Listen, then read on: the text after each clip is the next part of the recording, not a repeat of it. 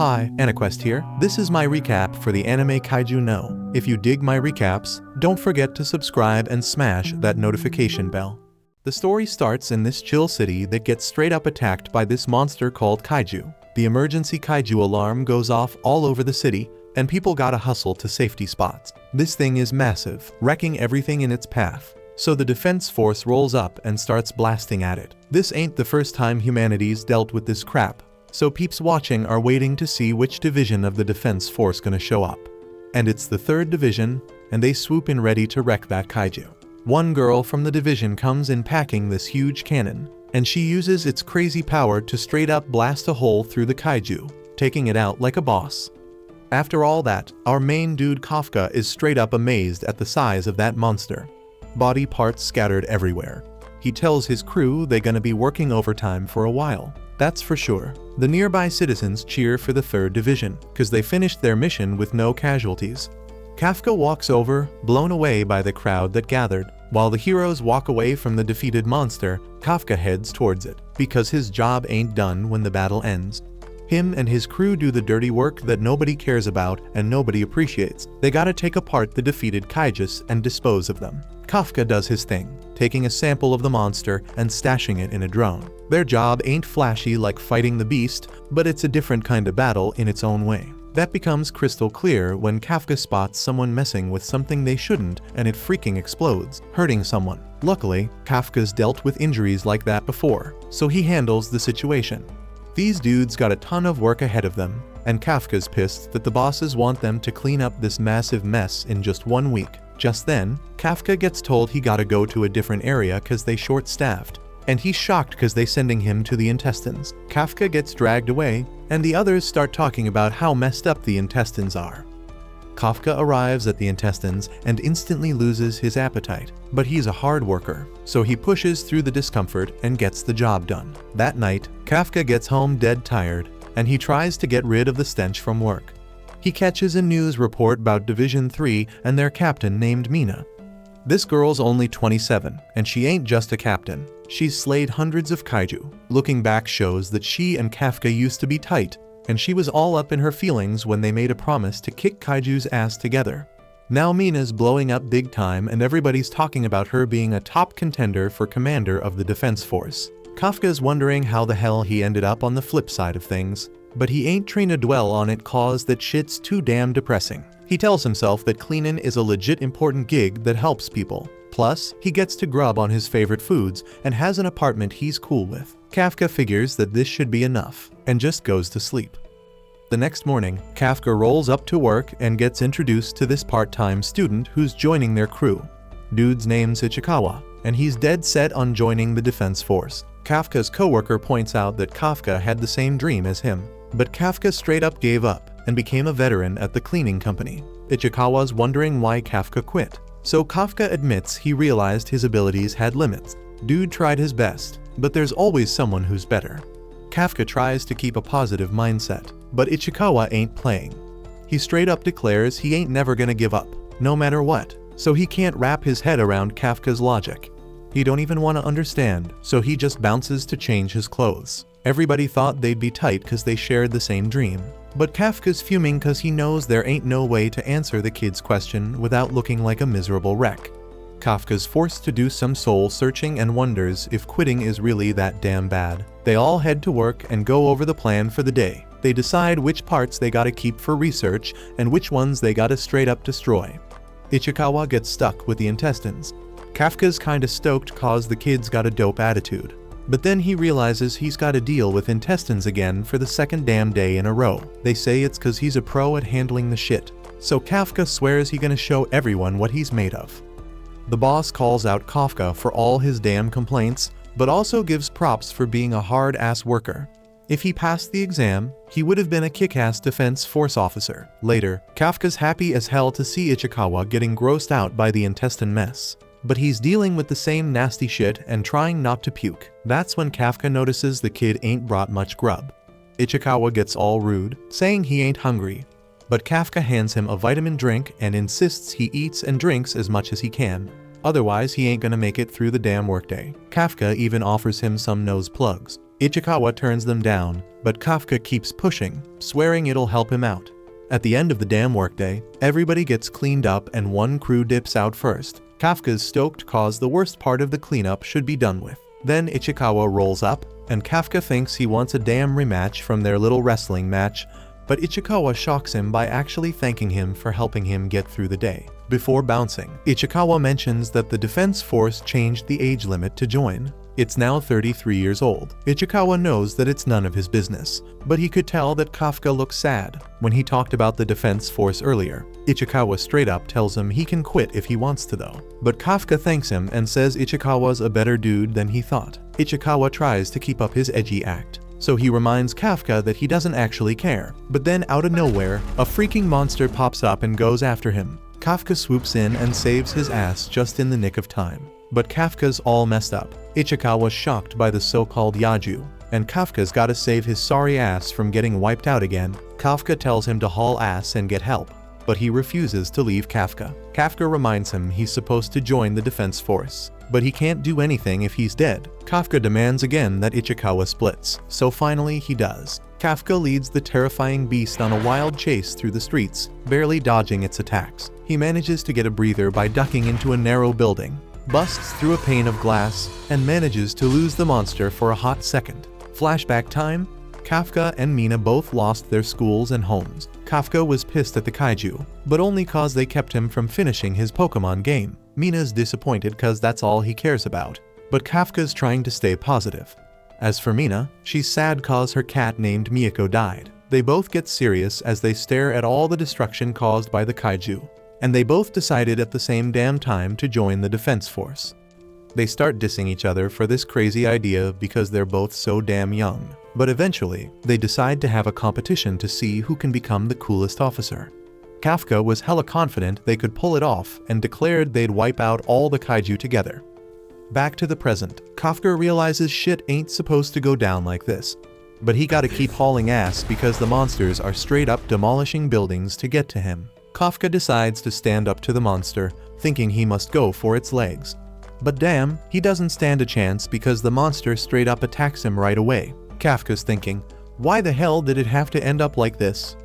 He screams in pure agony as the monster stomps on him, breaking his damn leg. Kafka's lost all hope because the monster's about to eat him. But out of nowhere, Ichikawa swoops in and saves his sorry ass just in the nick of time. Kafka calls him an idiot, but Ichikawa explains he already called the defense force for backup. Kafka meant he was an idiot for coming back in the first place, but Ichikawa points out that if he had abandoned Kafka, he would never be able to become a defense force officer. That's when Kafka has flashbacks to when he got that rejection letter from the defense force and saw his dreams go up in smoke. He straight up curses himself for being so freaking useless while Ichikawa gets thrashed by the monster. Kafka's pissed cause he ain't changed at all. He couldn't even protect his friend's cat, and now he can't even protect the new kid at work. His frustration builds up, and he lets out a primal scream of rage just as the beast is about to wipe out Ichikawa. But out of nowhere, the monster gets blown to freaking pieces, leaving both dudes shocked. Then this female voice announces that the target's been wiped out, and Kafka's blown away when he sees Mina rolling up with the 3rd Division crew.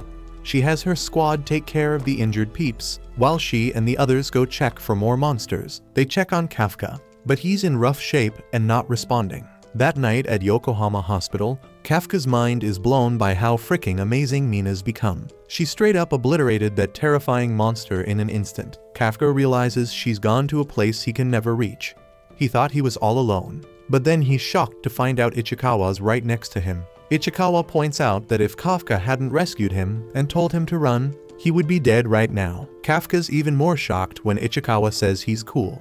Kafka thinks about their competition to be the coolest officer.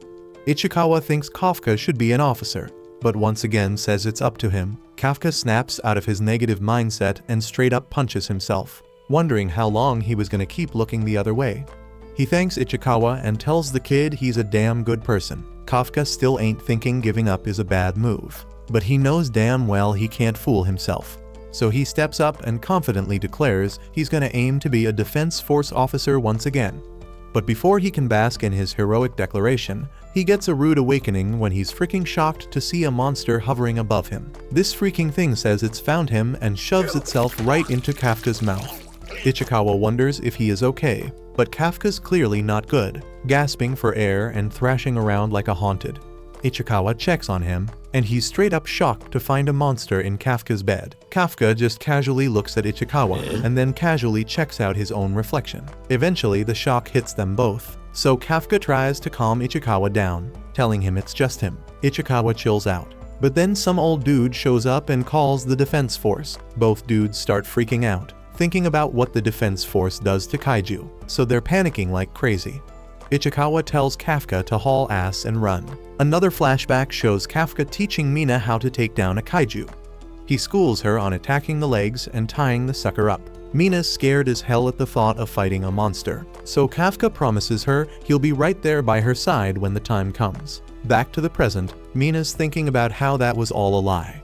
But then she gets the news that a kaiju's been spotted at Yokohama Hospital, and she declares that she'll handle it. She's gonna roll out with her officers and straight up eliminate that kaiju. Once Mina's squad is all set, she gathers them up and spills that there's a freaking kaiju chilling at the hospital, and it's their damn mission to take it down without hurting the people. Meanwhile, in the hospital, Kafka and Ichikawa are still messing with the old dude. They're trying to show him it's just a huge-ass misunderstanding, making Kafka look as harmless as humanly possible. But that's tough when Kafka's got a freaking face like that. Shit hits the fan when the old man has a heart attack and kicks the bucket. Kafka tries to check on him. He puts his hand on the wall and accidentally smashes it by accident. He can't believe this crap is happening to him, but now the whole damn hospital is paying attention. Since the defense force is probably already on the way, Ichikawa suggests Kafka bounces. Kafka agrees because sticking around would just cause more problems. But when he tries to open the window, he forgets about his superhuman strength and wrecks more property.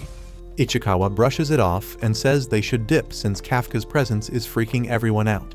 So they both leap out through the wall's hole and head into the city. The defense force gets word that the rogue kaiju has fled the hospital and is heading straight for the city, so they gear up to intercept it. Meanwhile, Ichikawa's hauling ass through the city streets, wondering when the hell Kafka turned into a freaking kaiju.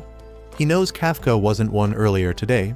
He even turns back to ask if Kafka's still the same person deep down. But even Kafka ain't sure who the hell he is anymore. His body's going haywire on its own, and he even ends up snacking on a random bird for no damn reason.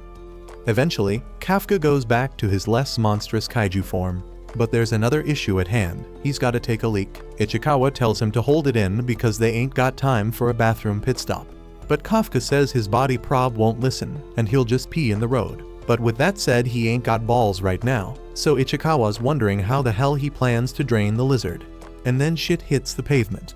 Kafka collapses on the ground embarrassed as hell, and wishes he could wipe that moment from his memory. But Ichikawa reminds him they gotta keep moving before the defense force rolls in.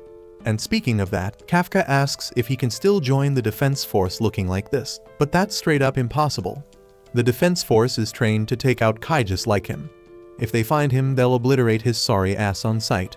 It's a cruel twist of fate for Kafka because even though he finally found the motivation to give it another shot and join the defense force, he now forever locked out because of his body. Ichikawa ain't got no way to comfort Kafka, but he finds a sick hideout for him to lay low for now. But before they bounce, Kafka's eyes catch something behind them, and he knows it ain't good. Ichikawa asks if it's the defense force, but no, it's way worse, it's an actual kaiju. The defense force gets word of the second kaiju attack going down, so they split up to handle both situations.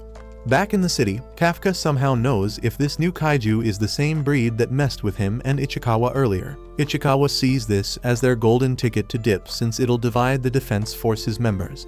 Plus, since Kafka's already cleared out the area with his presence, ain't nobody gonna die from this attack. They should just let the defense force deal with it. Kafka reluctantly agrees and starts making his way out of there. Meanwhile, there's a little girl going through hell because her family ain't evacuated, and her mom's trapped under a damn dresser in all the chaos. The mom tells the girl to get the hell out of there before she gets herself killed, but the girl's determined to save her mom. Sadly, all she gets is a front row seat to more nightmare fuel, as the kaiju closes in and crashes into the room like it's lunchtime. It opens its jaws wide, ready to munch on the poor girl, but just in the nick of time, Kafka delivers a badass elbow strike. That strike sends the kaiju flying several blocks away, and Kafka's mind is blown by how freaking strong his new body is. But then he remembers there are folks in trouble, so he turns to the girl and checks if she's alright. Obviously the girl's scared shitless of him, and Kafka's creepy smile ain't helping his case one bit. But when Ichikawa shows up, the girl calms down because she knows they're here to save the day. They finally free her mom, who's unconscious but gonna be fine once they get her to safety. The kaiju comes back, so Kafka tells Ichikawa to haul ass with the girl and her mom, while he stays back because he wants to lay the smackdown on this kaiju with all his might. Ichikawa peeps the lightning crackling around Kafka and realizes he doesn't want to be anywhere near what's about to go down, so he skedaddles while Kafka lines up for the most epic uppercut he's ever thrown. That kaiju gets hit so damn hard, it goes flying and then explodes from the inside out, showering everything around it with kaiju's guts. Kafka's left dumbfounded because he straight up one-punched a giant kaiju. But no matter how badass he may seem to regular folks after that victory, he's still a terrifying ass kaiju. He goes up to the girl and tells her the defense force gonna be rolling in soon to help her out. She doesn't gotta be scared no more because he's leaving now. But as he's walking away, the girl gathers up enough courage to call out and thank him for saving her and her mom. Those magical words hit Kafka like a flashback of the time he spent with Mina, trying to make his way into the defense force. And even with his messed up situation, maybe there's still a glimmer of hope for his dream. Ichikawa shouts to Kafka and says he called an ambulance, so they gotta dip before anyone shows up. Kafka turns to him after some deep thinking and declares he ain't giving up on his dream of joining the defense force because he promised to stand by Mina's side. A while later, Mina rolls up to the scene, but the whole crew's jaws drop when they see the kaijus already taken care of. She goes up to the little girl and asks what went down, but when the girl tries to retell it, she almost starts crying from all the trauma.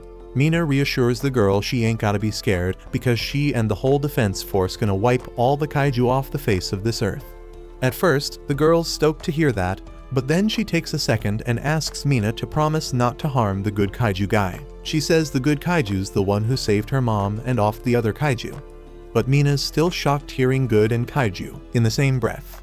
On the morning news, they put together a sketch of Kafka's kaiju form based on eyewitness accounts, calling it Kaiju No. 8. It's the 8th kaiju ever to get a code name.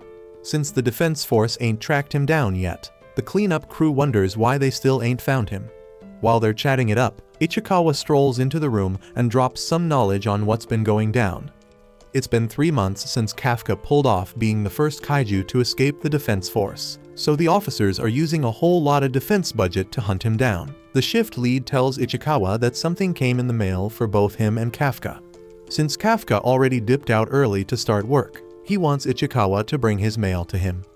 The other dudes already know what the mail's all about because Kafka used to apply to the defense force every year, and every damn year he'd get rejected, so the team had to lift his spirits and cheer him up. Ichikawa checks out his results and damn, he's stoked to find out he passed that shit. So he dips to give Kafka his results too. But before he leaves, he takes a quick look at Kafka's results just to make sure he ain't gonna hand him a letter of disappointment. And when he peeps at it, he's all smiles and keeps on hustling. Looks like Kafka actually pulled through this time and passed the damn test. All the homies are hyped for him because they know how bad he wanted it. Ichikawa reaches Kafka and spills that he actually passed the first round of the exams this time. But when Kafka turns around while grubbing on his lunch, Ichikawa sees he's letting his kaiju form show. Kafka realized he was in kaiju mode and could have totally blown his cover if it was anyone other than Ichikawa. Now he tries to switch back to normal, but accidentally leaves his mouth unchanged. Ichikawa goes off on him, telling him how dangerous it is for him to get spotted because there are still new stories floating around about him. Both of them manage to dodge suspicion by claiming they bounced after the kaiju attack. But if Kafka keeps pulling this shit, he's gonna get exposed sooner or later. Ichikawa hands over his results, but while Kafka is still happy, he ain't nearly as ecstatic as Ichikawa thought he'd be. Mainly because Kafka always bombed the second stage of the test, so the real hard part is still ahead for him. While they're on that topic, Ichikawa asks if Kafka really plans on taking the exam looking the way he does. The first part was a breeze because it was just a written test. But the second part's gonna have officers all over the damn place. and they'd straight up wipe him if they found out about his body situation. But even with the risk, Kafka's dead set on taking the exam. In the past 3 months, he's been trying to find a way to fully turn back into a human, but luck ain't on his side. But with the age limit, this is his last shot to actually apply, so he's gotta take a chance. Ichikawa gets where Kafka's coming from, but he makes it crystal clear that if shit goes down and Kafka's in trouble, he's on his own because in this test they're rivals. Kafka reaches down to grab his water bottle, but he struggles with the cap, accidentally transforms into his kaiju form and busts the bottle. Ichikawa takes back everything he just said and straight up tells Kafka to drop out of the exam because he's gonna end up 6 feet under. But Kafka still really wants to go for it. Ichikawa gives in, but repeats that if anything goes down during the exam he is on his own. Everyone else is about to roll up for work, so he tells Kafka to get his shit together with his transformation. Once Ichikawa bounces, Kafka lets out a sigh of relief because he passed, and he ain't know what he'd do if Ichikawa passed and he didn't. But now he gotta get ready for the damn test. On test day, Kafka and Ichikawa pull up in the parking lot of the Defense Force, and Ichikawa's mind is blown by the massive ass building in front of him. He'd been on a field trip to a base before, but this joint is on a whole nother level. Kafka explains they share this area with some special Defense Force garrison.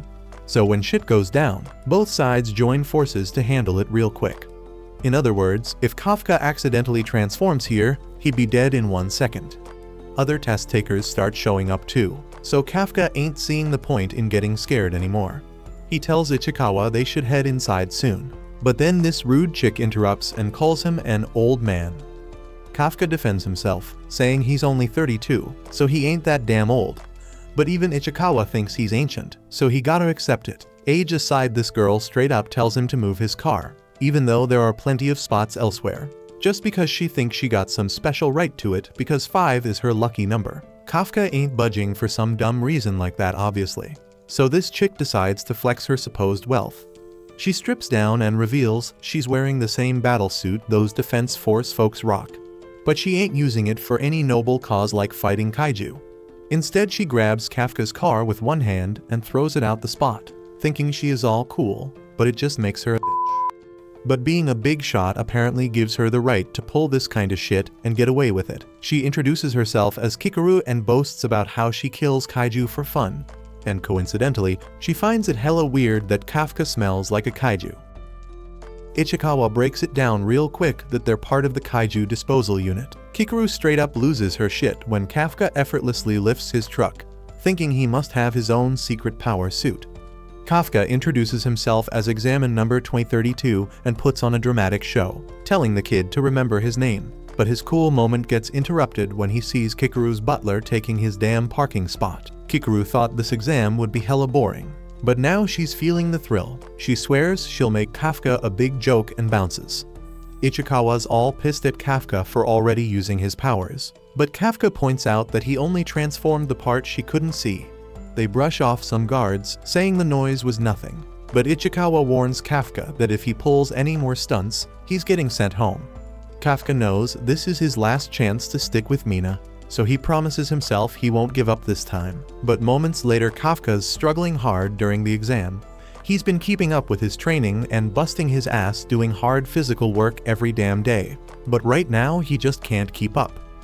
Flashback to earlier when Ichikawa explains the second stage of the exam, which has 2 parts, a fitness test and an aptitude test. They can't change their aptitude, so they gotta get the best damn grades they can in the fitness test. But Kafka's having a real tough time. He's always been below average, but shit's gotten way worse. He's falling way behind, making him wonder if people really get this weak after turning 30. He thinks about transforming, but that'd be straight up crazy. Unfortunately, Kafka does hella poorly and gets a rank of 219 out of 225. Then Kikaru comes out of nowhere, revealing she ranked 5, and starts clowning Kafka, saying it didn't take long at all to make him a joke. Kafka thinks about how he dramatically told her to remember his name, but now he wants her to forget it. Ichikawa's just glad Kafka didn't use his powers, and Kafka explains it wouldn't be fair since everyone busted their asses to get there. But the truth is, Kafka was just fronting to sound cool, but deep down he wishes he had used his powers. Kafka's sure he could have done better, but Ichikawa thinks there's another reason why he got that rank. Meanwhile, Mina's checking out this year's applicants. Her subordinate assumes she won't give a damn because all she cares about is killing kaiju. But he's straight up shocked when she's down to hear more while she's working. The guy explains there's this dude named Izumo who caught his attention. He graduated top of his class and is the most promising one in this year's crew. Ichikawa noticed the dude as well, as he just ranked second. And the guy who came in third is Aiharu, the valedictorian of some fancy-ass university. But the one who took the top spot is Kaguragi, the rising star from the Japan Ground Self-Defense Force. And it ain't just them, most of the examinees this year are from top-notch universities. Usually folks like them be trying to become elite officers, not field agents. That's probably why Kafka's rank is so damn low. And it hits Kafka, that's why they seem so damn strong. Ichikawa explains that even among all these badass folks, there's one person everyone's got their eyes on. She graduated from California neutralization at the ripe age of 16. She skipped grades and became the youngest ever to do it. Her name's Kikaru, and they call her the ultimate talent. The top 3 dudes are watching her, hoping they can measure up. Ichikawa points out that it's a group of crazy skilled applicants, none more so than Kikaru. Kafka admits he had no idea she was that damn impressive, but he catches a beatdown from her bodyguards for touching her. Everybody's watching, and they just assume Kafka's one of her damn fans. Kikaru laughs because she's made him a joke again, but Kafka declares he's gonna make her a joke too. Deep down though, Kafka knows things ain't going so well. But Ichikawa still has hope. The past 2 years, the second part of the test has been kaiju corpse disposal. They want to test the examinees' knowledge of kaiju and their ability to work as a team. They also want to show them there's more to the job than just killing kaiju. That's why Ichikawa chose to work part-time at the disposal unit, because it's part of the damn test. Kafka's hope gets back in the game, so they decide to go all in on the next part of the exam. They roll up to the second training spot, and this Vice Captain Hoshina from the 3rd Division steps up. He's the dude in charge of giving them their aptitude test. And in this test, they gotta hunt down some kaiju. Kafka gets hyped because he thinks they just gotta find those monsters and get rid of their bodies, like Ichikawa said. But damn, he gets a shock when Hoshina actually drops the bomb that they gotta find and take down the kaiju. Kafka's mind is blown when one of those mad strong kaiju tries to attack Hoshina, but luckily the security measures shut it down. Kafka's still shocked, but all the top guys are straight up pumped for this part of the exam. Then Kikaru starts laughing at our boy, so Kafka wonders what happened to just disposing of the bodies. Ichikawa breaks it down that's what they've been doing for the past 2 years, and he's just as disappointed. Hoshina explains that this part of the exam is dangerous as hell, so they gotta rock Izumo tech gear while doing it. Ichikawa tries on the gear, and he's mind blown as it analyzes his body and molds itself to fit him perfectly.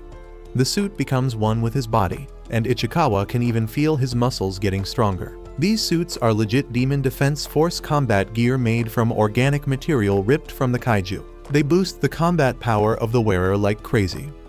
Meanwhile, Konomi, the operator from the 3rd Division, says she's gonna start measuring the combat power unleashed by those wearing the suits. Ichikawa's at 8%, Izumo's at 18%, Kaguragi's at 15%, and Aiharu is at 14%. Unleashed combat power shows how much of the suit's power they can tap into.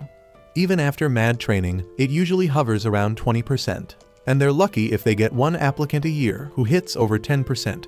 But these 3 dudes are all above 10%. So Hoshina wonders if this year's gonna be off the charts. Then shit gets real when Konomi sees Kikaru's unleashed combat power is at 46%. Everyone's in awe of her, and Hoshina thinks how she's already at a platoon leader level, and she ain't even joined the force yet. They assume this must be some kind of record. Ichikawa feels down on himself because he's only at 8%, but Hoshina tells him that's still pretty solid for a first-timer. As long as the examinees ain't rocking a big fat 0, they'll pass, and Hoshina straight up admits he's never even seen a 0 before. But hey, there's a first time for everything, and everyone's shocked once again because Kafka's unleashed combat power is revealed to be a big fat 0. Everyone's straight up laughing at him, and even Konomi starts wondering if there was some kind of glitch or mistake. Kafka tells them to give him a bit more time, because he's trying to squeeze out that combat power. But damn, Hoshina can't control his laughing, and straight up tells him this ain't like using the bathroom where you can just squeeze it out. Hoshina's starting to like Kafka's vibe. but he's pretty sure Kafka ain't gonna pass the exam. Kafka starts thinking there might be some kind of secret or trick to boosting his percentage, so he works his ass off trying to figure it out before the exam ends. Kikuru's getting real frustrated with him and wishes he'd just show the power he used back in the parking lot. Then Hoshino walks in and announces it's time for the final part of the exam. He explains that they gotta take down 1 Honju and 36 Yaju spread out in an urban training area. These kaiju caused 16 casualties, and they've been captured alive for training purposes. The examinees gotta fight them with anti-kaiju weapons while drones monitor their moves. If the drones sense an examinees in danger, they'll activate the shield in their suits to save them. But that also means they fail the exam. This shit is crazy dangerous, so Hoshino can't guarantee they'll even survive. They gotta decide if they want to take part, and Hoshino kicks off the test. The examinees rush forward with mad eagerness, but everyone's stunned when Kikuru jumps ahead and easily takes down 2 Yaju. She's straight up amazing everyone. Kafka declares they need to push ahead or they'll fall behind, but Ichikawa points out Kafka's the one holding them back. Kafka defends himself by saying the weapons are heavy as hell without the suit's help. He tries to sound all cool by saying only he the Zero can understand this, but Ichikawa ain't feeling it cool at all. Things ain't looking good because Ichikawa's pointing out they don't have the same offensive power as the others. Just then Hoshino drops a bomb and reveals that Mina has shown up to watch the damn exam. Kafka remembers their challenge to see who can be the coolest defense force officer, and he calms himself down. He stops giving a damn about being a Zero and reminds himself that this is his last chance. Kafka figures something out and asks Ichikawa why the hell they got drones watching them. If they just want to keep count of how many kaiju they've taken out, they could easily do that with sensors. But it ain't about that. Besides testing their skills, they're also checking how well they can adapt to the situation. Kafka and Ichikawa realize that since they ain't packing the same offensive power as the others, they gotta focus on supporting the attackers as best as they can. They spot a fight going down nearby, so they position themselves to lend a hand. Kafka notices the hooves of this Yaju and remembers it from one of his cleanups. His experience pays off because he knows stun grenades mess this Yaju up big time. It's got weak eyesight but crazy good hearing. Once it's deafened, it's an easy target. But Kafka ain't done showing off his expertise. He tells Izumo to aim for its stomach because that's its weak spot. The attackers follow his lead and are shocked when they take the beast down. They thank Kafka for the sick support, but Kafka's pissed because he calls them Kikuru's fan. In the observation room, they actually start paying attention to what Kafka and Ichikawa are doing. Kafka points out to Ichikawa that they've taken apart more kaiju bodies than they can even count. He's feeling confident now because they can use that knowledge. Kafka's relieved because he don't need his kaiju power anymore. He's finally stoked because he can make up for all his screw-ups. But all that optimism comes crashing down real quick because a kaiju pops out of nowhere. This thing sends Kafka flying into a building, and Konomi detects that he's seriously messed up. He can't keep fighting, and the damn Yaju is closing in on him. They get ready to activate his suit shield. Kafka knows they'll probably use the shield, but he also knows that means he fails the exam. He's aware that Mina's watching, so he tries to force himself up. He refuses to embarrass himself in front of her anymore, but this damn beast is about to chow down on him. Konomi starts activating the remote shield, and Hoshino thinks about how he knew Kafka would be the first to drop out. He finds it a damn shame because Kafka was a hilarious dude, but just then, the Yaju gets blown to pieces, and Kikuru points out that she's made Kafka a joke for the 3rd time. And she straight up declares that as long as she's on the battlefield, nobody's allowed to quit.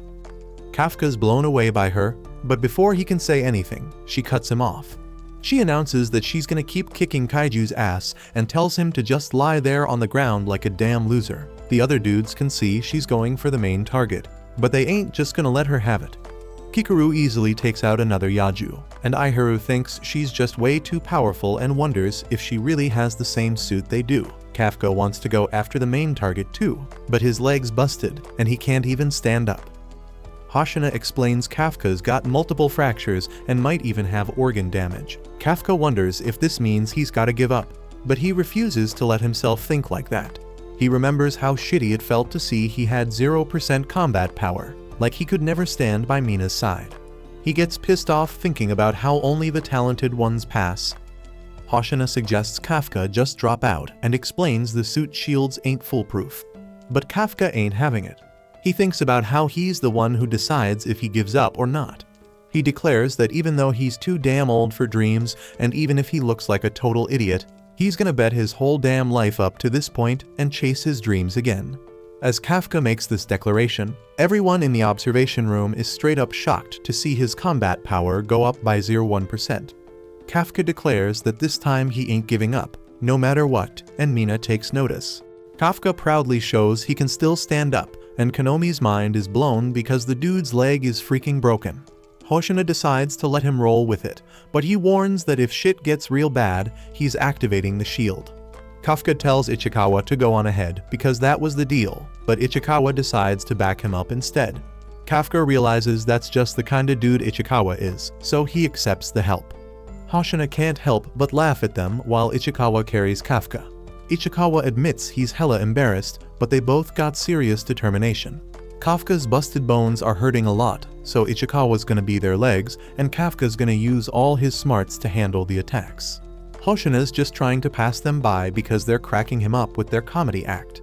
Kafka tells Ichikawa to stick with Kikaru, and he's amazed at how fast his buddy is. Kikaru's busy kicking ass and leaving everyone in her dust as she takes down a bunch of kaiju, so Ichikawa tells Kafka to be ready to back her up when they catch up.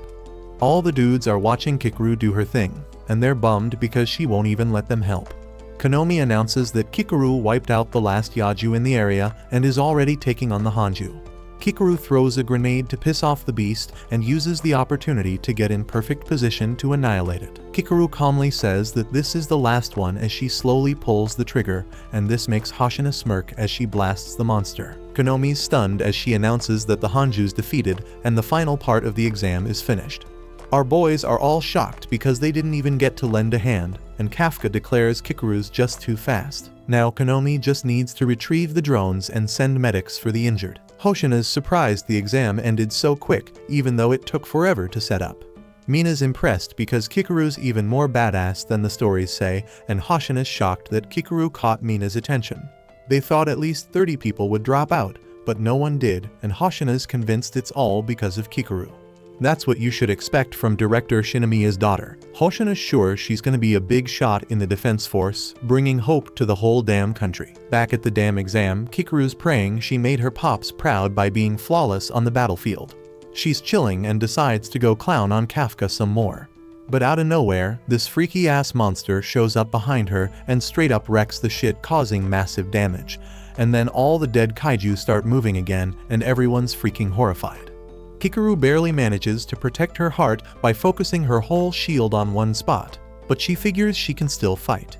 She's stunned when this mysterious monster starts talking, and it's wondering how the hell she's still moving. Kikaru figures out it's a kaiju, but she's mind blown to see it's got some brains too. Kikaru decides to charge at it, but this monster straight up smacks her multiple times and she screams in agony. Konomi's all shocked seeing Kikaru's vitals dropping like crazy. They got no clue what the hell's going on, but they're picking up live signals from the kaiju they already took out. And here's the messed up part, this revived Hanju's estimated fortitude is 6'4", way stronger than before. Hoshina thinks how it takes an entire crew to take down a kaiju at that level, with not many people able to take it down quick. Then out of nowhere, Mina tells Konomi to activate all remote shields for examinees and send back some drones. Hoshina thinks how luckily the two of them are some of the few capable of defeating this Hanju, so they gear up and head out. Examinees are told to dip, but Kikaru refuses, figuring lots of folks will lose their lives if she doesn't stop this thing herself. She uses her suit to stop the bleeding and realizes she can still throw down. And then Kikaru remembers her pop's words, telling her to be perfect for their nation. Now she's demanding perfection from herself, but damn, the Hanju knocks her aside like it's nothing. She can barely move, but she still ain't giving up. We take a trip down memory lane and see Kikaru all proud because she got the top grade in class. The other students didn't do as well, but at least their parents were there to celebrate with them. Kikaru tried staying positive though, as her butler assured her that her dad would be home that day and surely be pleased with her score. But in reality, her pops couldn't give a damn about her top grade. He straight up said celebrating one success was just setting her up for failure next time. Instead of throwing a party, he wanted her to focus on the next goal. That's when he dropped the bomb on her. She gotta be flawless all the damn time, not just for the future of their nation, but for her late mama too. The words from her pops still weigh on her to this day, but she ain't taking it lying down. He always told her to keep pushing forward and never let nobody outshine her. So now she ain't taking no loses even with just one arm. As long as she can move, she gonna throw down. But damn, she has been through too much damage, and she gotta scream again because the pain's unbearable. Just then, one of the drones spots the Hanju, and Konomi's all shocked to see that its severed offensive uni organ has regenerated. Hoshina's getting real worried, while Konomi figures it's gathering energy for a major attack. Hoshina and Mina are rushing to the scene, but he ain't sure if they're gonna make it in time. This beast is getting ready to unleash a massive attack, and Kikaru figures she's done. She apologizes to her pops for not being perfect and starts crying. The Hanju's about to unleash its attack, then out of nowhere, Kafka shows up and tells her she did a dope job. Kikaru's absolutely mind blown, wondering why the hell he's there, and then the monster attacks. But Kikaru's even more shocked when they ain't getting hurt, and Kafka starts transforming. Kafka explains she did a good job buying time for everyone to evacuate, so she can leave the rest to him. Meanwhile, everyone's scrambling like crazy to evacuate. Kaguragi is using flares to organize the whole thing, which impressing Izumo. Let's take a look back a few moments ago, and we see Kafka and Ichikawa being told to get the hell out of there, not to go back because Kikaru's fighting the revived Hanju. Ichikawa's ready to bounce, but Kafka already vanished. Ichikawa's hoping Kafka ain't crazy enough to transform because he knows he'll get wiped out on the spot if he does. But as Ichikawa rushes to the scene, he realizes Kafka definitely got that crazy streak because he don't hesitate in these kind of situations. Going back to Kikaru, she's straight up mind blown by Kafka's transformation, and she can't wrap her head around how he turned into a kaiju. Kafka tries to play it cool, begging her not to spill to the defense force. But then Kikaru's terrified as the Hanju busts out its crazy powerful attack again, but Kafka effortlessly deflects it like it's nothing. Kafka tells her he'll spill the deets in a second because he only needs a split second to take out this beast. At the same time, Konomi detects some supremely intense energy near the Hanju. The explosion messed up their comms so they can't see what's going on. They got readings on its strength though, but Konomi straight up refuses to believe it's real. Supposedly this mystery beast got a strength rating of 9.8. Hoshina says it's impossible and thinks the explosion messed up the measurement system. It just can't be true because if it were, this would be one of the most powerful kaiju in history. Kafka powers up like the insane powerhouse he is. He apologizes to the Hanju because time's running out and he gotta end it with one punch. Kikaru watches in absolute awe as Kafka's punch collides with the Hanju's punch, blowing that sucker to bits. The shock on her face is plain to see and the Hanju's body parts get scattered everywhere. Kafka's feeling himself, telling the monster to try coming back to life after that beatdown. But the thing starts moving again, so Kafka begs it to stop, as he was just joking. The monster's really defeated though, and Kikaru's left wondering who the hell this dude is. Kafka saves her from another attacking Yaju and finally reveals his face. He assures her she's safe now, but gives her a scolding for putting herself in so much danger. But before long, the tables turn and Kafka's the one getting scolded when Ichikawa rolls up. Kafka explains he only planned on transforming part of his body, but had to switch things up when he saw the Hanju. Ichikawa keeps laying into him, but the argument ends when Kikaru passes out. Soon enough Mina and Hoshina show up at the scene, but they can't even fathom what could have caused that much damage to the Hanju. Just then Konomi reports that Kikaru, Ichikawa, and Kafka made it out, meaning the evacuation's all done and dusted. Hoshina admits that Kikaru is hella strong, but there ain't no way she could have straight up obliterated the Hanju like that. Mino points out that there's a bunch of stuff they don't understand, with the kaiju coming back to life and this massive blast area. Mina then orders an investigation unit to check out the area while she and Hoshina finish off the rest of the Yaju. Hoshina realizes this blast is similar to what they saw 3 months ago, and he wonders if there's some connection going on. Later we see Kafka back in another damn hospital. Ichikawa explains that Kikaru's getting treated with the best tech the defense force has to offer. Kafka reflects on the exam and how it reminded him just how damn hard it is to compete against super talented folks. It also reminded him that when you're chasing your dreams, there's always going to be someone out there who's beating you at the things you care about the most. But most importantly, it got him so hyped up that he couldn't even care. Kafka's glad he decided to take the exam again, and he thanks Ichikawa for giving him that push. Out of nowhere, Mina shows up surprising everyone. She just thanks them for taking care of Kikaru and disappears just as quick. Kafka almost calls out to her, but he holds back because it ain't the right time. He wants to wait till he becomes an officer to talk to her. He's more confident than ever that it's gonna happen, and he silently promises himself that she better watch him out. Nearby, Kikaru has a nightmare about not being perfect for her pops. She wakes up wondering if her dad's arrived, but it's just Hoshina. He explains that there were no casualties, and it's all thanks to her kicking the Hanju's ass. The shock on her face makes Hoshina wonder if she really was the one who took it down. Kikaru remembers what Kafka said, so she declares that she was the one who straight up eliminated the Hanju. That night, a news report breaks down what went down at the exam and reveals that while a bunch of folks got injured, there were nobody died. In some bathroom stall, we see the mysterious and smart-ass kaiju listening in. He's shocked and disappointed to hear that there were no damn fatalities at all. Just then the phone rings, and the monster reminds himself how to answer it. When he picks up, the voice on the other end tells him to get back to work. This monster transforms and puts on his uniform, and shockingly we see that he's a new member of Kafka's disposal unit. Everyone's hoping Kafka and Ichikawa are alright after the exam incident, and this new guy ominously hides his transformation. A while later, Kafka's straight up freaking out about the exam, and he's putting the blame on Ichikawa because he's the one who convinced him to sign up again. But Kafka ain't got time to be anxious no more because the boss rolls in and says both Ichikawa and Kafka got mail. Kafka knows this is his last shot at having a chance to stand next to Mina, so he pulls out the paper all nervous like to see his results. On the day of the entrance ceremony, Izumo steps up to Kaguragi to give him props and congratulate him on passing. But Izumo was pretty damn sure Kaguragi would pass anyway, so it ain't a surprise to see him there.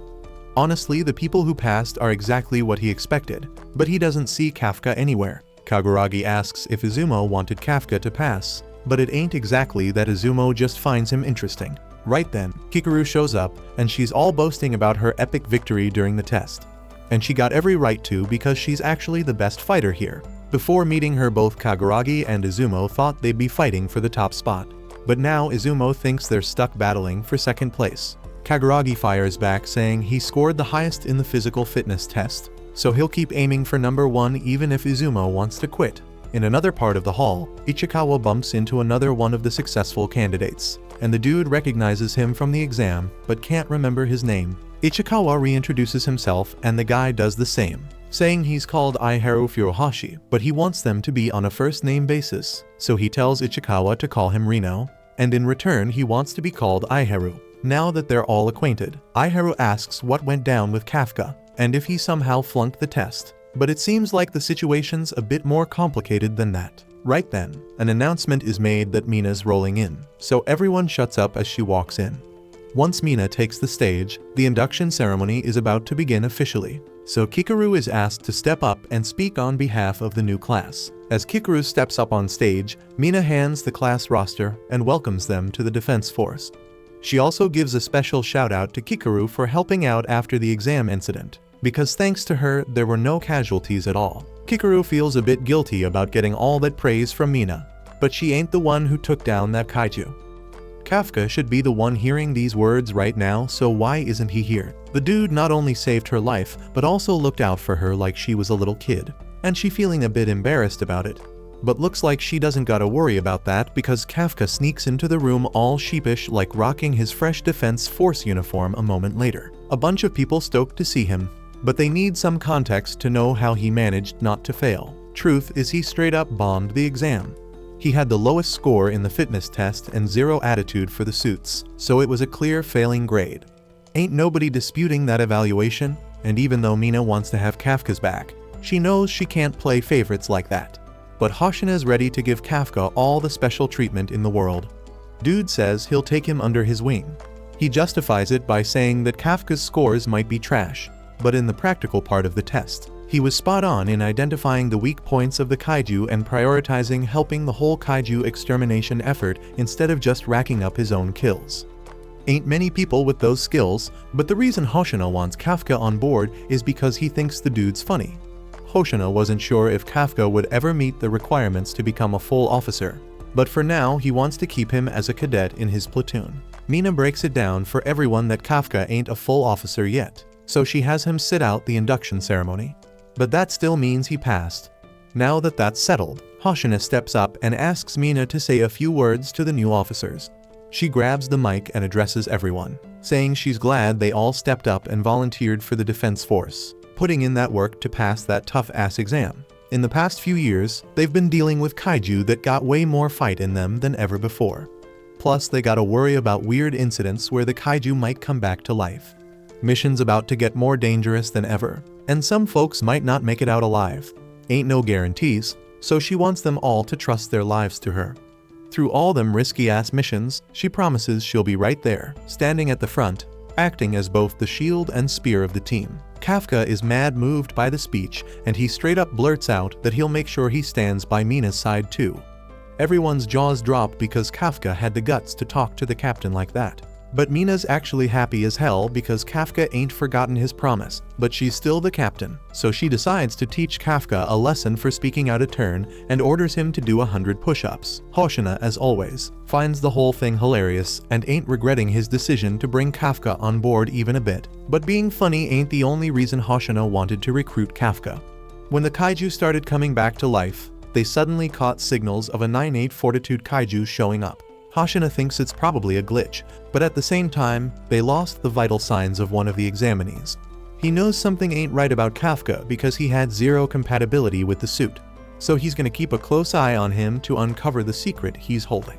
Kafka just finished his brutal punishment of 100 push-ups and he's lying on the floor dead tired. That's when Kikaru rolls up to him and says she wants to talk, so she tells him to come with her. Kafka asks why she can't just talk to him here. But Kikaru doesn't want others eavesdropping, so they start teasing her, claiming she's gonna confess her love to Kafka. Kafka actually falls for it, but Kikaru shuts it down and kicks him right in the face while Ichikawa watches with disapproval all over his face. Later, the three of them chill in an empty diner. Kafka just spilled to Kikaru about what went down in the hospital, but she finds it hard to believe that he turned into a freaking kaiju just because he ate one. Kafka thinks it ain't no biggie to spill to the defense force about it because maybe they can find a cure or something. But Kikaru doesn't think there's a damn chance of that happening. First off, if they don't straight up murk him on the spot, they'd probably subject him to all sorts of messed up experiments. And trust me, at that point, he can kiss his dream of becoming an officer goodbye. Plus, when the kaiju are crazy powerful, the defense force uses their remains to make some special weapons after they bring them down. So it's possible they might try to do the same damn thing to Kafka. After Kafka hears about the consequences of spilling his secret, he straight up begs Kikaru to keep his shit on the down low. She ends up agreeing not to snitch because he saved her life, but she makes it clear that if she ever finds out Kafka's a kaiju who's a threat to humanity, she won't hesitate to straight up kill him. Ichikawa freezes up when he hears how serious she is, but Kafka is actually relieved because he wouldn't want to stay alive if he posed a danger to society. Later, Ichikawa's in a training exercise, learning how to use the anti-kaiju guns like a pro. He's doing pretty damn good, finishing the course in just over 2.5 minutes with a suit activation rate of 18%. He's come a long way since he first joined. Because of that, Aiharu feels the pressure to do just as well because he can't let himself be outshined. Through some petty competition, Aiharu manages to beat Ichikawa's time and gets an activation rate of 20%. He wastes no time rubbing it in Ichikawa's face, but then he gets a reality check that there's always someone better when Kikaru shatters his record by a whole minute, and her suit's at 55% power. She wastes no time gloating and letting him know she's superior. Meanwhile, Izumo feels all inadequate because of Kikaru's superior look, but Kaguragi reminds him that if he's got time to worry, he's got time to train, otherwise people are gonna catch up to him in no time. Right now, Kaguragi and Izumo are on equal ground in terms of battle power, and Kafka's off doing his own thing. Exciting as hell because he finally got his suit up to 1%. He turns to Kikaru and proudly declares that he's turned his 0 into a 1. But she doesn't get why he's bragging about it when she's at 55. Hoshina still finds Kafka amusing, but he straight up tells him he ain't gonna become an officer at this rate. At best, he'll last 3 months before getting the boot. After hitting Kafka with some hard facts, he tells everyone they gotta run 10 laps around the perimeter, and then the training's done for the day. They think it's unfair and start complaining. so Hoshina ups the stakes and makes them run 15 laps instead. He tells them to get moving. A bunch of the new recruits have developed rivalries with each other, and Hoshina's happy about it because the competition's helping them get stronger than ever. After finishing their training, everyone heads to the baths, and Kafka is dead tired from running laps at the end of the session. But Ichikawa and Aiharu are full of energy, especially Aiharu, who's flexing his muscles like crazy. Ichikawa ain't impressed though because he's got just as much muscle mass. Kafka can't stand being left out, so he decides to show these young dudes what real manly muscles look like. Aiharu is impressed at first, but Kafka quickly runs out of breath and shows Aiharu what a real man's stomach looks like. Aiharu and Ichikawa burst into laughter at Kafka's expense, but he warns them that the same fate awaits them once they hit 28, so they better be ready. However, their confidence takes a hit when Kaguragi shows up and demonstrates what peak physical form truly means. Embarrassed, they all jump into the bath to hide their shame, but soon enough the conversation returns to normal. Kafka is just happy to be having this kind of fun after a long time. On the girls' side, Kikuru and a couple of unimportant officers enter the changing room and find Mina there. They were about to leave and let her finish, but Mina says it's cool and that she was about to leave anyway. With her permission, they all go their separate ways, and Kikuru follows behind Mina to put her clothes in the washing machine. While doing this, Kikuru notices that Mina has some solid muscles, but that alone doesn't explain the insane combat power she possesses. But all that staring got Mina's attention, so Kikuru asks her directly about how she got her muscles. Mina agrees to show her the basics of her training routine since she's there anyway. Although Kikuru wasn't expecting it, she's grateful for the kind gesture. Back to the boys, they start discussing why they joined the defense force. Aiharu goes first and explains that he joined because of Mina. She saved him from a kaiju when he was in middle school, and ever since then he's wanted to be just like her. The others have similar reasons for joining, all stemming from their admiration for Mina. When it's Kafka's turn to answer, he gets a bit flustered but eventually reveals that he's Mina's childhood friend. The boys are all jealous of him now, so Kafka tries to make a quick exit before things get too heated. However, it's already too late now as they want to hear every juicy detail about Mina's childhood. They end up chilling in the bath for so damn long that when Kikuru finally comes out, they're all passed out from heat stroke, and Ichikawa's stuck there trying to revive their sorry asses. The next day, training goes on as usual, and the recruits start bonding over the time they spend together. But Kafka still sucks big time compared to everyone else. At the end of the day, they're all dead tired from busting their asses. But while they're knocked the hell out, Kafka's still grinding to improve himself. He ain't trying to get kicked off the defense force. After a while, Hoshina walks in and finds Kafka still working. While it's admirable and shit, sleep is also a crucial part of training, so he can't just neglect that. Kafka's desperate to keep his spot and Hoshina figures it's because of some promise he made with Mina. But Kafka never told him about that, so he's wondering how the hell Hoshina knows. Hoshina admits he's been eavesdropping on their bath conversations, which is hella weird, but Kafka comes clean and admits that his motivation does come from that promise. He's gotta do whatever the hell it takes to stand by Mina's side. Hoshina interprets this as Kafka trying to snatch his vice captain position, and that's exactly what Kafka's aiming for. He's gonna work his ass off to achieve it. Before Hoshina bounces, he lets Kafka know he ain't letting go of that vice captain spot so easily, and he drops some advice. Kafka shouldn't get too close to anyone on the team, because in this line of work, anyone could die at any damn moment, especially those getting a lot of screen time. Right then, an alarm starts blaring, which means there's a kaiju emergency going down. Hoshina tells Kafka to hustle because it's time for his first mission. Konomi gives Mina a status update, letting her know that the area around them is being cleared out. It's a crazy scene with hella people waiting to hop on some buses. The defense force is working with another crew who's setting up a command post nearby. As for that Honju that popped up, it came from underground and it's gotten even bigger, and more of those Yaju things started showing up too. Mina ain't playing around though. She decides she's gonna handle that Honju herself and finds a spot to snipe from. Mina gives everyone some good luck vibes and they head out. Hoshina declared it was time to hunt some kaiju, and Ichikawa's trying to wrap his head around the fact that this is their first mission.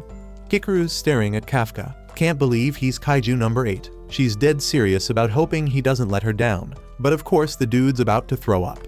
Somewhere else, we get a scary-ass look at that massive Hanju and the evacuation shelter. Kafka and the rest of the Hoshina platoon gather at the neutralization area, and Kafka's getting his first glimpse of that giant monster.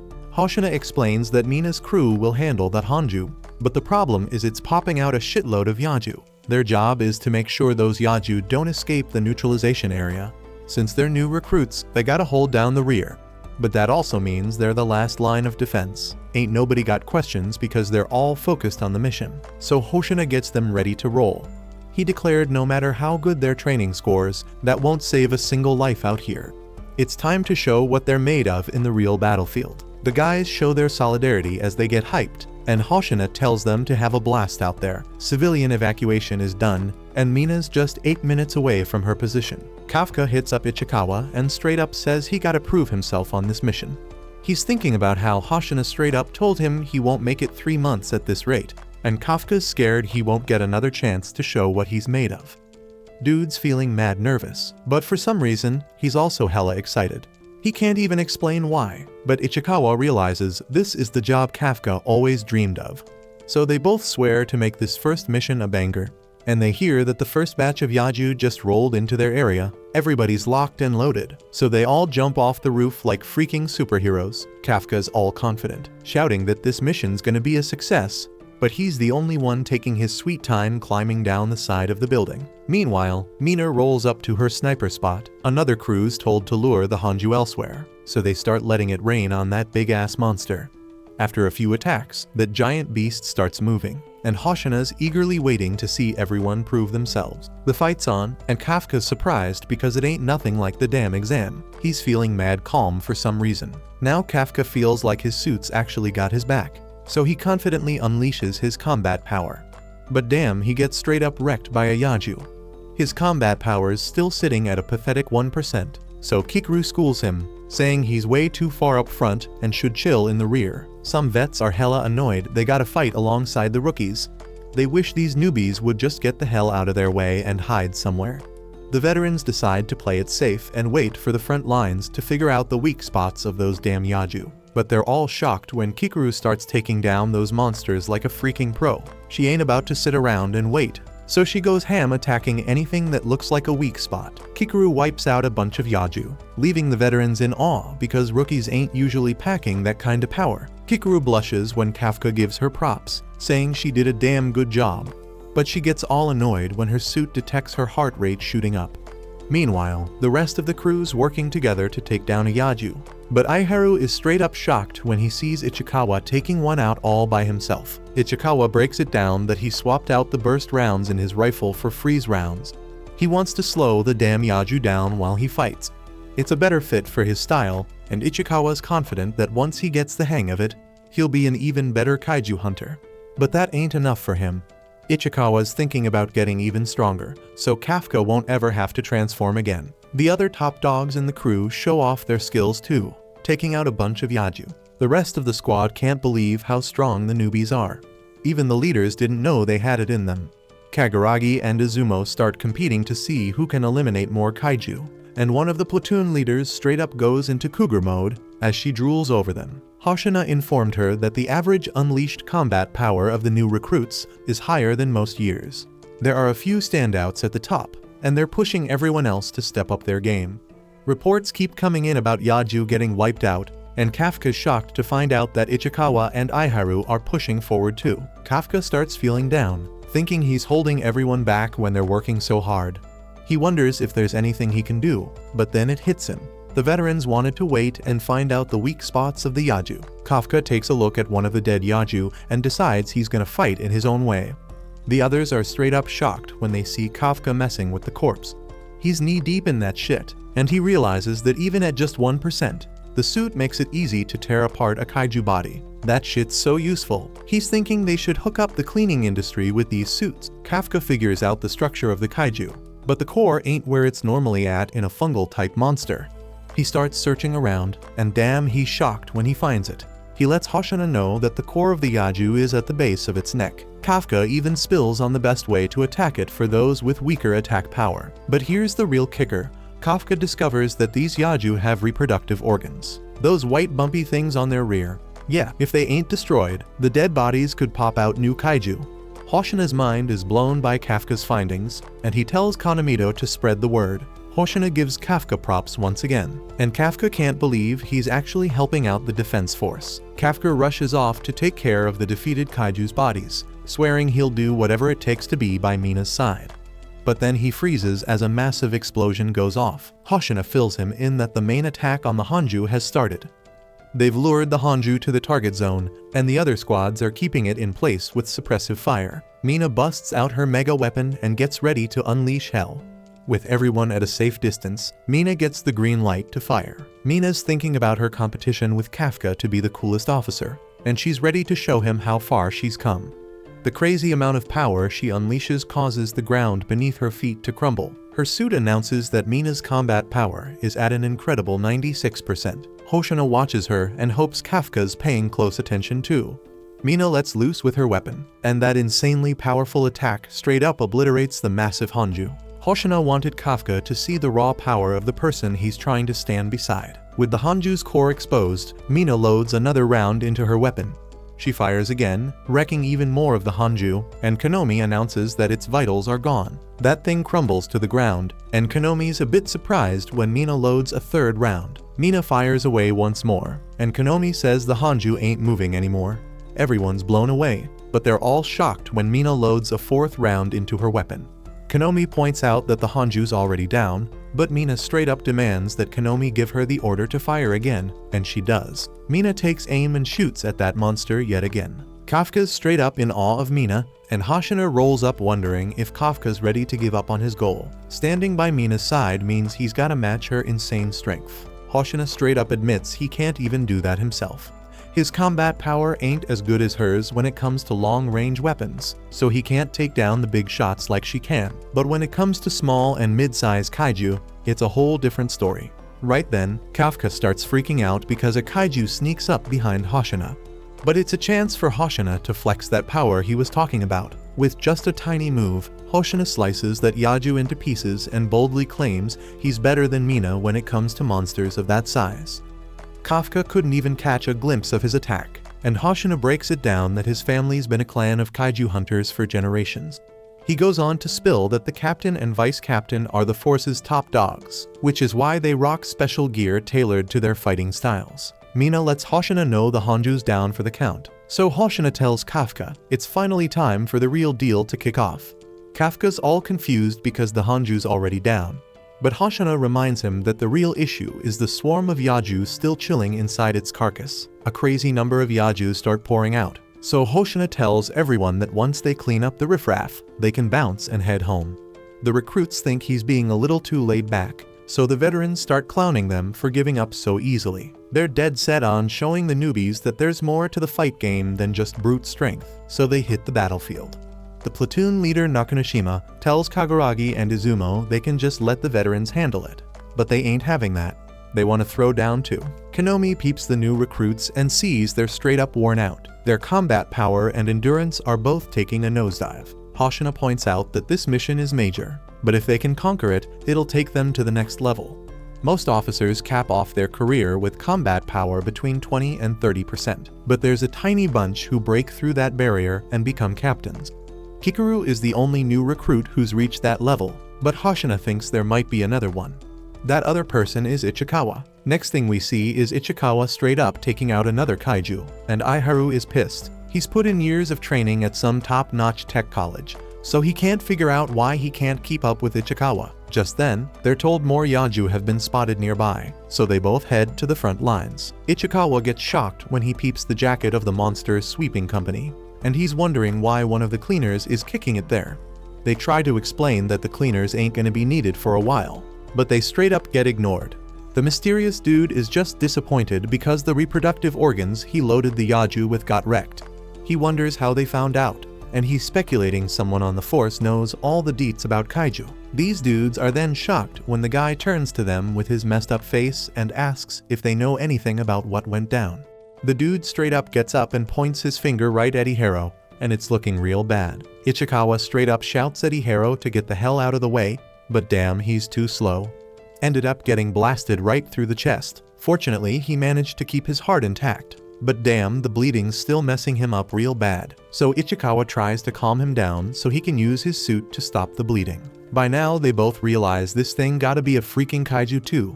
And there's only one humanoid kaiju other than Kafka, and that's Kaiju number 9. They both straight up recognize it as the one that wreaked havoc during the exam. And this thing took down Kikaru like it was nothing. So they gotta be extra careful. Number 9 starts talking about how damn disappointed he is with his messed up implants, but he ain't trying to leave empty-handed. So he decides he's gonna at least snatch a live sample of a Defense Force officer. Ichikawa and Iharo, they both get spooked as hell after hearing that, but they still gotta keep their cool. So Ichikawa tries to call the platoon leader to let her know what's going down, so they can get some backup. But the transmission straight up fails because number 9 had enough time when he was human to figure out how the radio signals work. So he sets up a freaking zone around this place where no signals can go in or out. That way he can stay hidden from the Defense Force, because they won't be able to pick up his energy signature. And as a bonus, it stops any distress calls from getting out. He points his finger right at Ichikawa, this time ready to attack him. And even though Ichikawa knows what's coming, he still can't dodge the finger bullets completely. So he gets straight up incapacitated. Number 9's a little confused because even though he hit Ichikawa, he missed all the vital organs he was aiming for. Makes him realize Ichikawa must have some way of seeing the attacks coming. Back when Kafka and Ichikawa met up with Kikaru at the diner, she straight up wanted to fill them in about her encounter with number 9, just in case they ever ran into him. The finger bullets he is using might look like some kind of magic at first, but if you pay real close attention to his fingers, you'll be able to tell when he's about to fire, and once Ichikawa gets the hang of it, he's finally able to straight up dodge the bullets like a pro. Iharo's straight up shocked that Ichikawa was able to dodge such a quick attack. And with the time Ichikawa bought, he fires back at number 9 so that Iharo can make his escape. Iharo ain't too thrilled about being protected by Ichikawa, but he knows he ain't gonna be much help in this fight. Dude almost gets smacked again. After saving his ass, Ichikawa pleads with Iharo once more to just bounce. And this time Iharo realizes how messed up the situation is, so he listens and starts limping away. Ichikawa may be brave as hell for going against number 9 solo, but he knows Kikaru didn't stand a chance against this monster, so there's no freaking way he's gonna come out on top either. But even with the odds stacked against him, Ichikawa wants to be an officer who's willing to risk his life to save his friends, just like Kafka did for him. So he charges forward, trying to buy enough time for Iharo to make it out alive.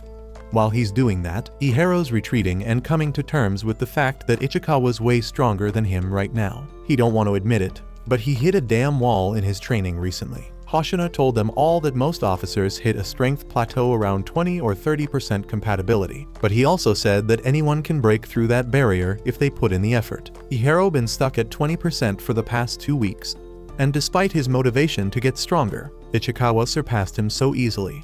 He straight up hates himself for it. Ichikawa's still doing his damn best to keep number 9 at bay, but 9 dodges all the shots and gets all up close to Ichikawa just to mess with him.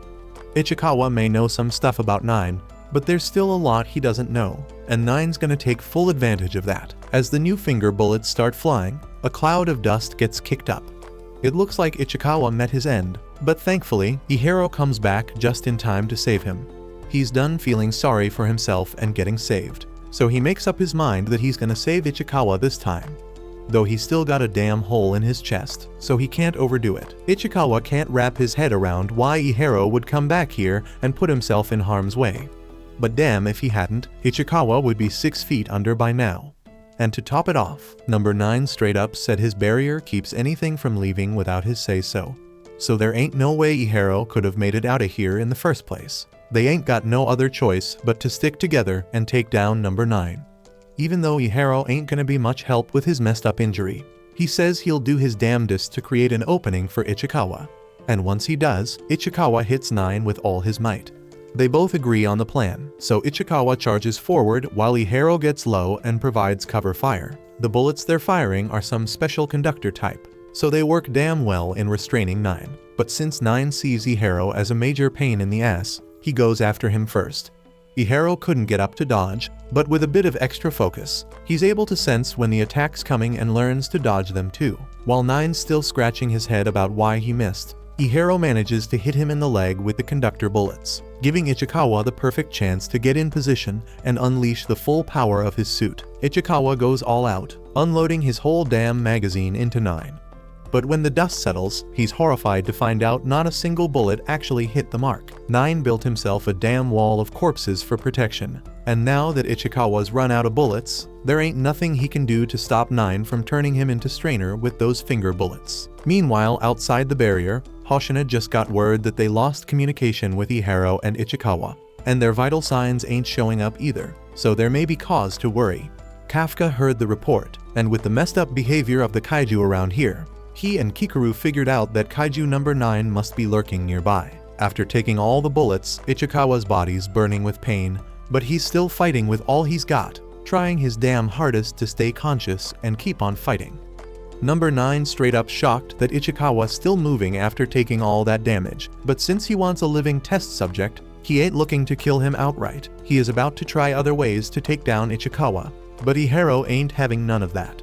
He fires several bullets at 9 to protect his homie, but damn 9 had already seen that gun before, so deflecting the bullets is like child's play to him. And after taking out Iharo, he strolls back to Ichikawa, curious about how much damage it takes to stop him from moving. Iharo hates seeing his friend getting hurt right in front of him, and as much as he hates to admit it, Ichikawa got more talent than him. So as he reaches for his gun, he swears he won't let him die here. The problem is he outta ammo, so he ain't got much he can do to save Ichikawa. Iharo loses hope, accepting that he gonna die right here. But all he wants is for Ichikawa to somehow be saved. 9 turns his attention to Iharo, and since he already made Ichikawa stop moving, he don't need Iharo alive no more. He points his finger to finish him off. But just in the nick of time, Kafka pops up from behind and straight up punches 9's head clean off his body. Kafka kneels down next to Ichikawa and apologizes for being late. But Ichikawa blames himself for being so weak in the first place. He wanted to handle this on his own so Kafka wouldn't have to transform. But things didn't go as planned. Iharo already freaking out because from his perspective, now there's a second badass kaiju just showed up. But he can't do nothing about it. Turns out number 9 can stay alive even after getting decapitated. So as he picks his head back up, Kafka sets Ichikawa down because he knows things about to get violent. Ichikawa doesn't want Kafka getting into trouble, but Kafka says it's all good. Ichikawa just gotta focus on sealing his wounds with a suit so he don't bleed out. While he doing that, Kafka gonna deal with 9. Once 9 got his head back on his shoulders, he ain't even mad. He asks why Kafka attacked him out of nowhere when they both kaiju. But 9 realizes Kafka got some serious strength, so he wanna claim his corpse for himself. That's why he fires a shot at him.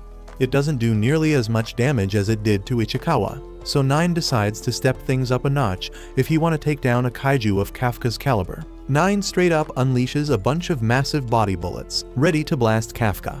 But Kafka's even more pissed because 9 has been shooting Ichikawa and Iharo's soft human bodies with those damn bullets all this time. He can only imagine the pain and suffering they had to endure. So he's gonna make 9 pay for every single damn shot. 9 starts firing at Kafka, but Kafka just stands his ground, and right before getting hit, he unleashes a shock wave that blocks them all. In a split second, he flash steps right in front of 9 and starts wailing on him with a barrage of punches, while also rearranging 9's whole damn dental structure. 9 tries to fight back, but nothing he does can stop Kafka's relentless attacks. So he figures retreating is his best move, but Kafka ain't letting him off that easy. He gets ready to throw his final punch. 9 knows he's screwed at this point, and when he gets punched across 4 city blocks, he's left looking all messed up, disfigured, and dismembered with his core fully exposed. Kafka catches up to him, ready to smash that core and finish him off for good. But just then, a couple of Defense Force soldiers spot them and report that they ran into a humanoid kaiju. Meanwhile, Kikaru's struggling to take down one of the other kaiju from earlier because her gun ain't packing enough power. So she takes matters into her own hands and grabs a sign nearby, ready to use it as a weapon. And she straight up splits that damn kaiju in half. Now that she's done with that, she wonders where the hell Kafka went.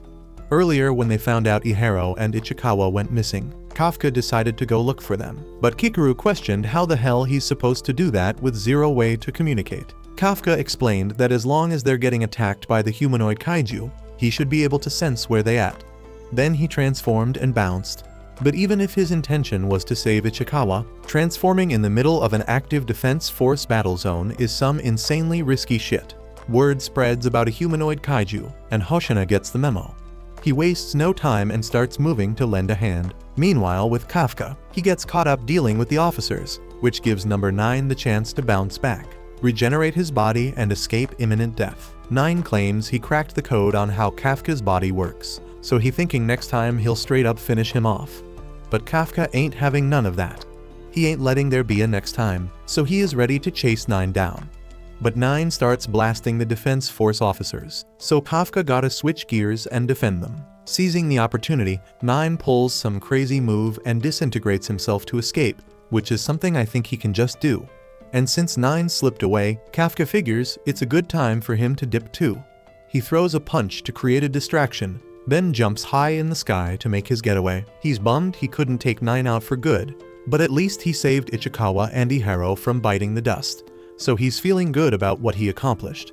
Just when he thinks he in the clear, Vice Captain Hoshina creeps up behind him. Hoshina straight up believes Kafka's the one who messed up Ichikawa and Iharo, so he's mad as hell and ready to wreck Kafka. Before Kafka even blinks, Hoshina's right there in his face, almost slicing his head off. Kafka's forced to retreat, dodging Hoshina's strikes. Kafka remembers Hoshina talking about how he's a beast at taking down smaller kaiju, and damn, he wasn't lying. Kafka had only seen Hoshina smiling before, but when he's serious, he a whole different breed.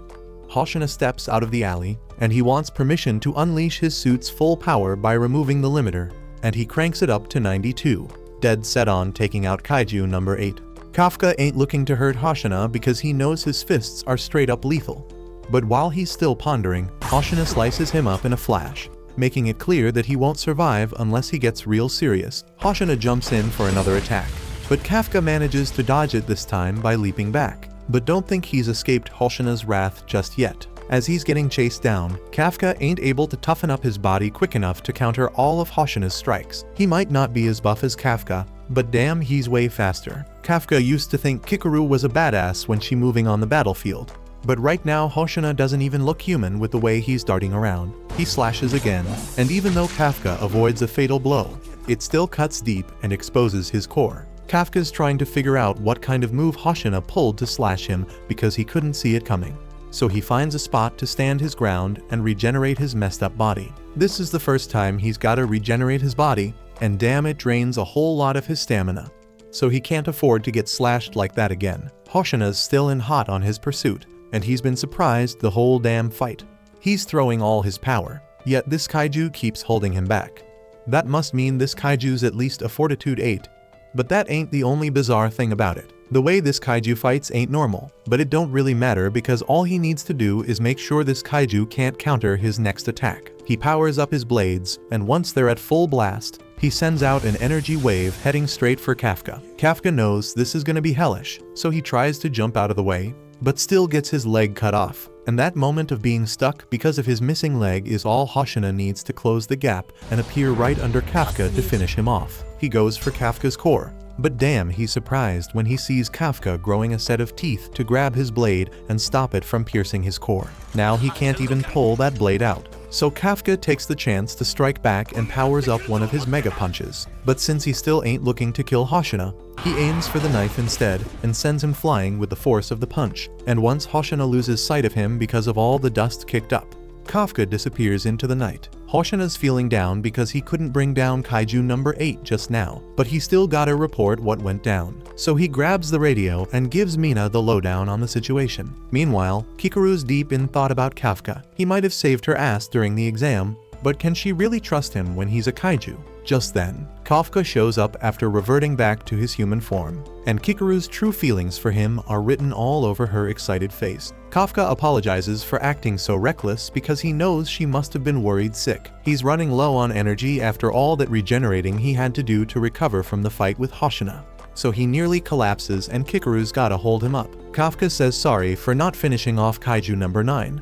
But Kikaru tells him it's all good because she plans on getting her revenge personally and taking it out with her own 2 hands. Kafka gives her a smile, but then he starts walking away even though he's in a terrible state. He says he wants to head to Ichikawa and Iharo because they got banged up real bad. But Kikaru grabs him and asks if he's got a medical degree to help them out. They're already being taken care of by the defense force, and with the new medical tech they've got, Ichikawa and Ihiro should be back on their feet in no time. Kafka should be worrying about himself because not only did he get spotted by some officers, but he also went head-to-head with Vice Captain Hoshina. If he ain't careful, it's only a matter of time before he gets busted. While everyone's finishing off the last of their targets and getting ready to head home, Hoshina's deep in thought about his encounter with Kaiju No. 8. Mina comes up to him because it's rare to see him so down, so she decides to take a picture to remember this rare moment. She then asked Hoshina if No. 8 was really that strong, and he confirmed it, stating that it was one of the strongest out there. If that's the real deal,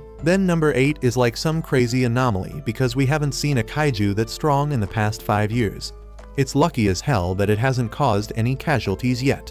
It doesn't seem like the type to just randomly attack people, and that's exactly why Hoshina found their fight so damn weird. It had the chance to throw down a punch, but it decided to go for the knife instead.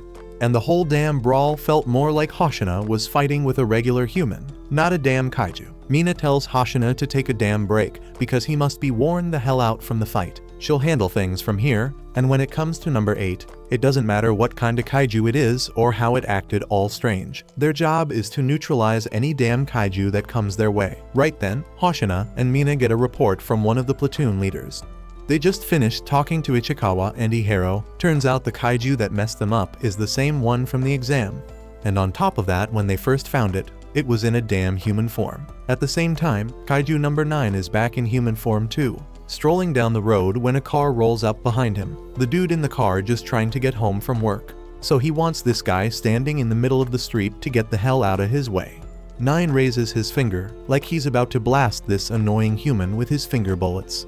But then he changes his mind and walks past him instead. The guy in the car starts freaking the hell out, and things go from bad to worse because when he turns around, he sees 9 transforming to make his head all huge, and then the dude gets straight up eaten alive. A while later, 9 transforms into the man and cruises away in the car while listening to the news. And his next move on the agenda is to find a damn way to kill Kafka. Back at the hospital, Ichikawa finally wakes up and sees Kafka and Kikaru chilling by his bedside. They're stoked as hell to see Ichikawa's alright, and Ichikawa thanks Kafka for saving his ass back there. But based on the looks Kafka and Kikaru give him, he probably shouldn't have said that. Ichikawa didn't even realize Ihiro was in the damn room. So now he's wondering why Kafka's getting all the thanks when it was Kaiju No. 8 that saved their asses. Kikaru thinks quickly and plays it off like Ichikawa is thanking Kafka for spotting the reproductive organs of the kaiju, because that was a massive help in the damn battle. And it kinda makes sense, so Ihiro buys into it. Though he's still curious why the hell a kaiju would save humans in the first place. That thing straight up wiped out No. 9 in like no time. So even for a kaiju, Ihiro thinks that's pretty damn cool.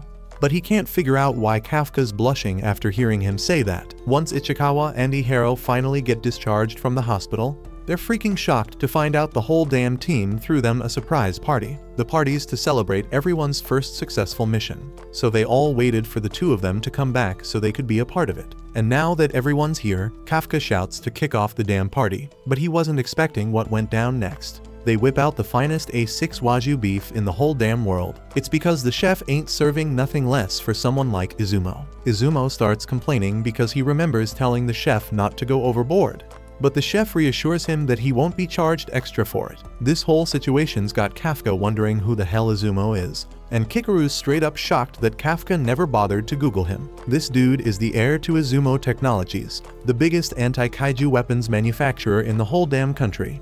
And they're the ones who made the suits all the Defense Force soldiers wear.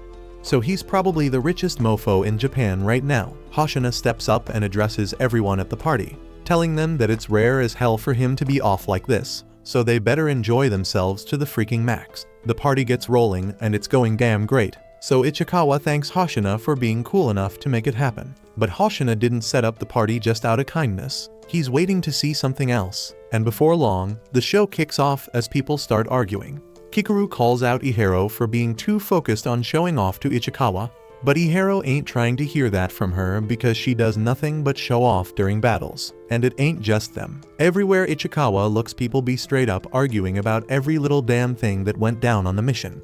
But it ain't all bad. They're just trying to communicate and figure out how to step up their game for the next time. But that doesn't mean there ain't gonna be some good old regular arguments too. Meanwhile, out in the hallway, Izumo's chatting it up with Chef Dojima. He's expressing how damn happy he was when Izuma called him up. Dude thought he'd never see him again after what went down last time.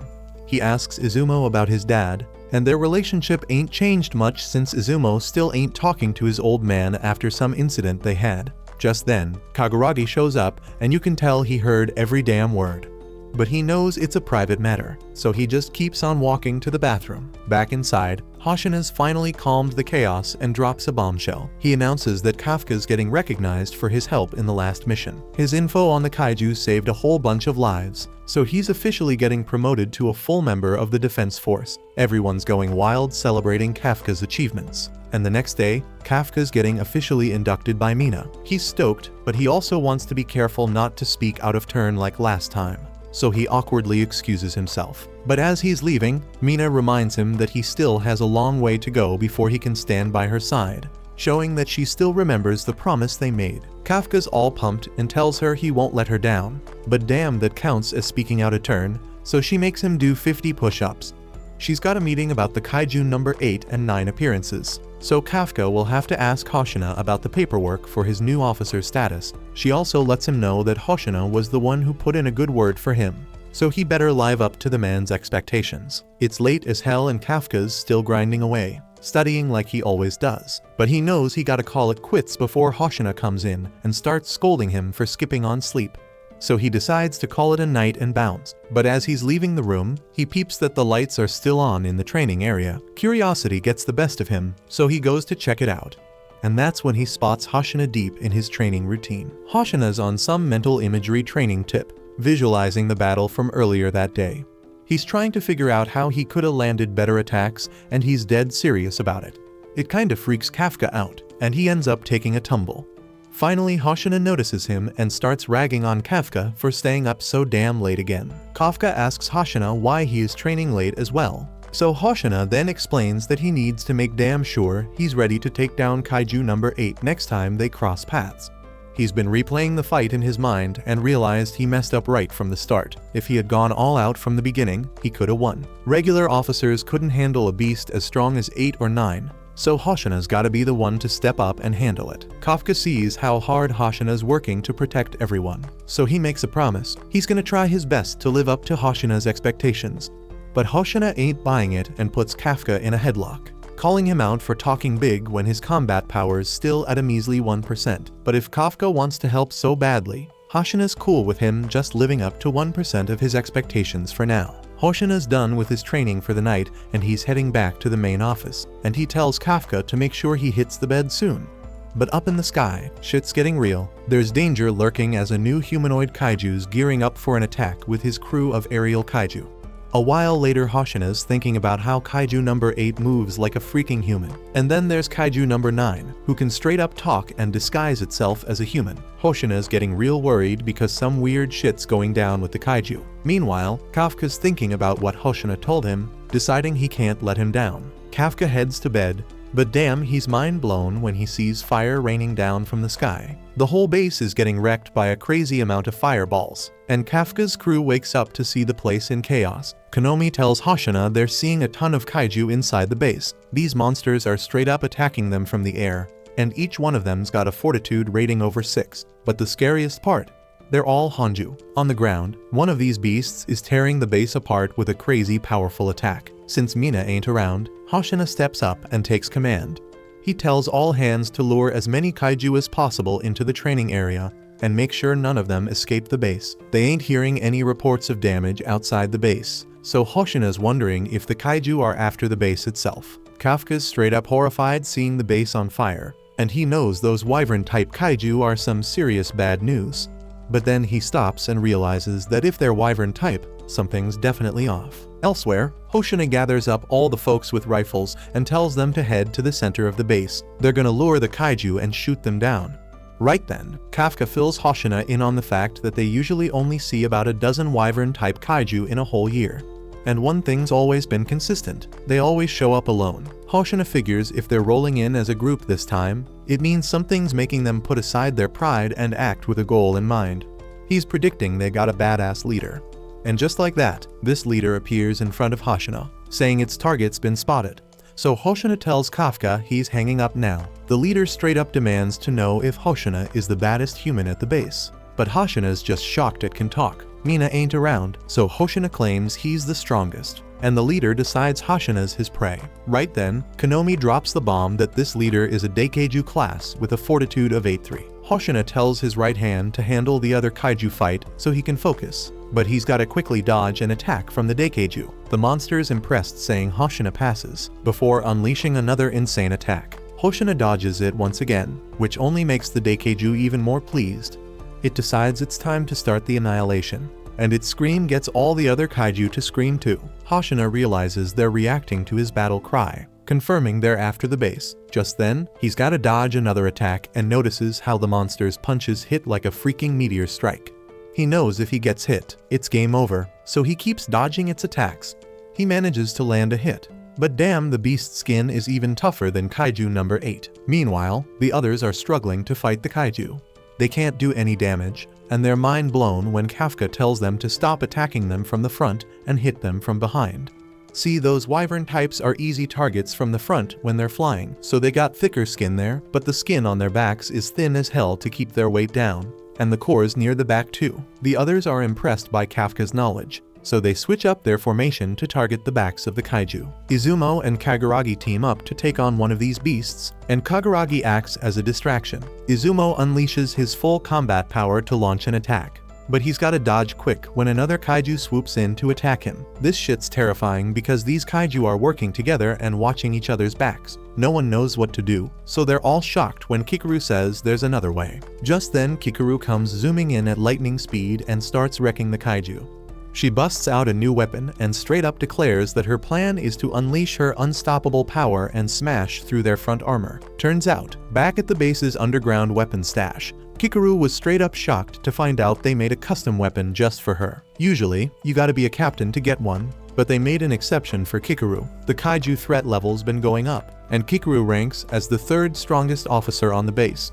So now they treat her like a key player. Mina announces that Kikaru's officially the 3rd strongest weapon after the captain and vice captain. Her job is to wipe out those kaiju. Back in the present, Kikaru can tell this weapon packs a mean punch. The only downside is, it's ugly as hell and doesn't really match her style. Everyone's jaw drops seeing the damage she's causing, and she declares that this kaiju's about to meet its end. Kikaru dodges its attack and reveals her weapon was made from a uni organ taken from a neutralized Hanju 2 years back. Hoshina told her that when she pulls the trigger and powers it up, it releases shockwaves. Kikaru uses it to speed up and unleashes her first move to crush the kaiju. But then out of nowhere another kaiju shows up, so she hits it with another shockwave, this time causing massive damage. The dudes watch in awe and think the weapon suits her perfectly. Then a kaiju pops up in the sky, but Kikaru's shocked when it gets hit by some freeze rounds. It's Ichikawa, and Kikaru's impressed that he can throw down like that against such tough kaiju. Ichikawa keeps blasting rounds at the kaiju, and Kikaru finishes it off. Kikaru lets Ichikawa join in on the action, but only if he can keep up. And Ichikawa's like, hell yeah, I got this. Izumo and Kaguragi ain't gonna be left behind either, so they decide to strike the enemy from behind while Kikaru's got them distracted. Hoshina's stoked to hear Kikaru's holding it down, but he's got a major issue with the leader. This thing's speed and power are off the charts, and what's even scarier is that Hoshina can tell the Daikeiju's straight up enjoying the fight. Kaiju ain't supposed to feel emotions like that. Hoshina makes his way to gate 3, but he gets pissed when the beast straight up wrecks it. Then out of nowhere the beast vanishes, leaving Hoshina shocked. This freaky monster explains that most kaiju can't put up a fight like Hoshina did, so it's looking forward to devouring him and getting even stronger. The leader sends Hoshina flying, but even acknowledges Hoshina's strength because he managed to slice his arm off. Right then, Hoshina apologizes to Konomi because he's deciding to skip the usual procedure. Now that they're on the training grounds, he don't gotta worry about hurting the officers, so he's going all out. Hoshina unleashes 92% of his combat power and declares it's time to neutralize this Daikeiju. Somewhere else, this girl finds herself in deep trouble. Kafka's nearby, but he won't make it in time, so he transforms just his legs to save her. She's shocked to be rescued by Kafka and assumes he's mastered his suit. He just goes with it, but then the beast gets ready to attack them. Luckily, Kikaru and Ichikawa swoop in and save the day. Kikaru tells them to get the injured to safety. Ichikawa then talks directly to Kafka and tells him not to take any crazy risks. He reminds Kafka that he's a full officer now and he needs to believe in his fellow officers. Kafka gets it and watches in awe as they fight. They team up against the kaiju, and Kafka can't help but wonder when they learned such sick teamwork. Just then, Konomi announces that other units have arrived to help. Kafka's hyped because it means the senior officers who were off duty have finally shown up. The platoon starts cooking up a plan to work together, and things start looking more hopeful. They're pushing back even without Mina being there. Kafka goes to help the wounded and thinks about how freaking amazing his 3rd division is. Nearby, Hoshina tells the leader they messed with the wrong crew and he's damn sure they're gonna win. The two start throwing down again, and the Daikeiju figures something out. Hoshina's been slicing right through the tiny gaps in his exoskeleton. But damn, he's bummed because it ain't fun no more. Now that Hoshina's strategy is exposed, it's easy for the Daikeiju to shut those openings down. Out of nowhere though, Hoshina still manages to slice the beast to pieces. The leader realizes Hoshina was just messing with his head, aiming for the gaps as a diversion. Hoshina tears the leader apart, but then he's the one who's shocked when the monster gets even more hyped. This is the kind of fight it lives for, and it starts regenerating. The beast stoked to be fighting someone who matches its own power, but once again, it's caught off guard when Hoshina slices it up enough to expose its core. Hoshina busts out another 6-sword technique, and everyone's celebrating, thinking the fight's done. But hold up, Konomi notices something strange, and Hoshina yells that it ain't over. Meanwhile, Kafka's feeling mad pain nearby, wondering why his detection ability's going off even though he ain't transformed. Kafka's scared shitless, thinking the worst and worrying about Hoshina. Konomi's just as terrified, and Hoshina watches as the Daikeiju starts transforming into something way bigger. He realizes the core's position must have changed, so he couldn't fully destroy it. The Daikeiju lets out ultra-high temperature steam, and Hoshina's glad he brought it to the training ground. Right then, Konomi announces that the Daikeiju's fortitude is rising, and she can't believe the damn number. The beast finishes its transformation, and she declares its fortitude's now at 9. Hoshina's freaked out seeing what it's become, and the Daikeiju lets out a freaking monstrous roar. Thanks for watching. Subscribe to not miss the next part.